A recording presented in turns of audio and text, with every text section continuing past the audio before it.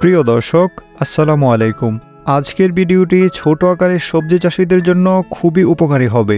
আমরা সবাই চাই যাতে আমাদের চাষ করা সবজি গাছে খুব দ্রুত সময়ের মধ্যে ফলন আসা শুরু করে, কিন্তু সঠিক সময়ে সঠিক পরিচর্যা করতে না পারার কারণে অনেক সময় দেখা যায় গাছে দেরি করে ফলন আসে, তাও আবার একেবারেই কম।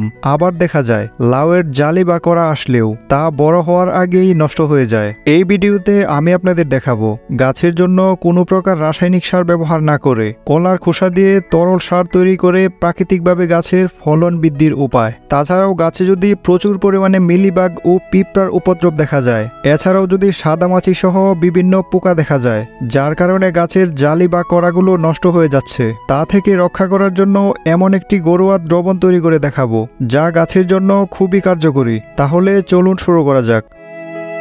কলার খোসায় মাটির উর্বরতা, গাছের বৃদ্ধি এবং বেশি পরিমাণে ফলন হওয়ার জন্য পর্যাপ্ত পরিমাণে পুষ্টিগুণ রয়েছে। কলার খোসায় প্রচুর পরিমাণে পটাশিয়াম রয়েছে, যার কারণে গাছের ফুল ফল বেশি পরিমাণে ধরাতে সাহায্য করে এবং পাশাপাশি গাছের রোগ প্রতিরোধ ক্ষমতা অর্থাৎ ইমিউনিটি পাওয়ার অনেক গুণ বাড়িয়ে তোলে।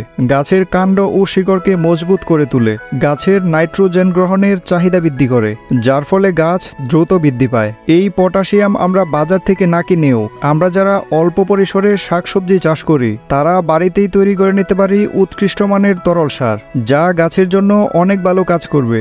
এজন্য প্রথমে কিছু কলার খোসা নিয়ে এগুলোকে এভাবে ছোট ছোট করে কেটে নিতে হবে। কেটে নেওয়ার পর প্রয়োজন অনুযায়ী কুসুম গরম পানি নিয়ে এর মধ্যে 1 সপ্তাহের জন্য ঢাকনাযুক্ত একটি পাত্রে ভিজিয়ে রেখে দিতে হবে। 1 সপ্তাহ পর পানিটুকু ছেঁকে নিয়ে স্প্রে অথবা সরাসরি গাছের গোড়ায় দিয়ে দিতে হবে।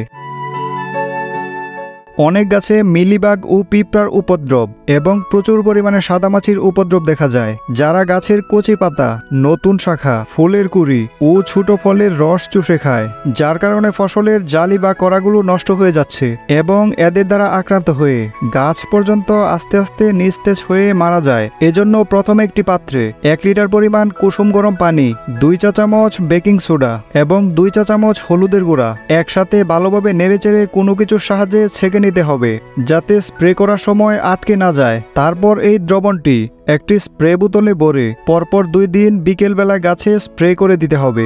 এভাবে কয়েকবার ব্যবহারের পর ফলাফল আপনারাই দেখতে পাবেন। এভাবে পরিচর্যা করতে পারলে প্রথমত রাসায়নিক মুক্ত সতেজ শাকসবজি উৎপাদন করা সম্ভব, যা স্বাস্থ্যের জন্য খুবই উপকারী। দ্বিতীয়ত খরচ অনেকটাই কমে যাবে। ভিডিওটি ভালো লাগলে অবশ্যই একটি লাইক দিবেন। নিয়মিত ভিডিও পেতে চ্যানেলটিকে সাবস্ক্রাইব করে রাখুন। সবাই ভালো থাকবেন। আসসালামু আলাইকুম।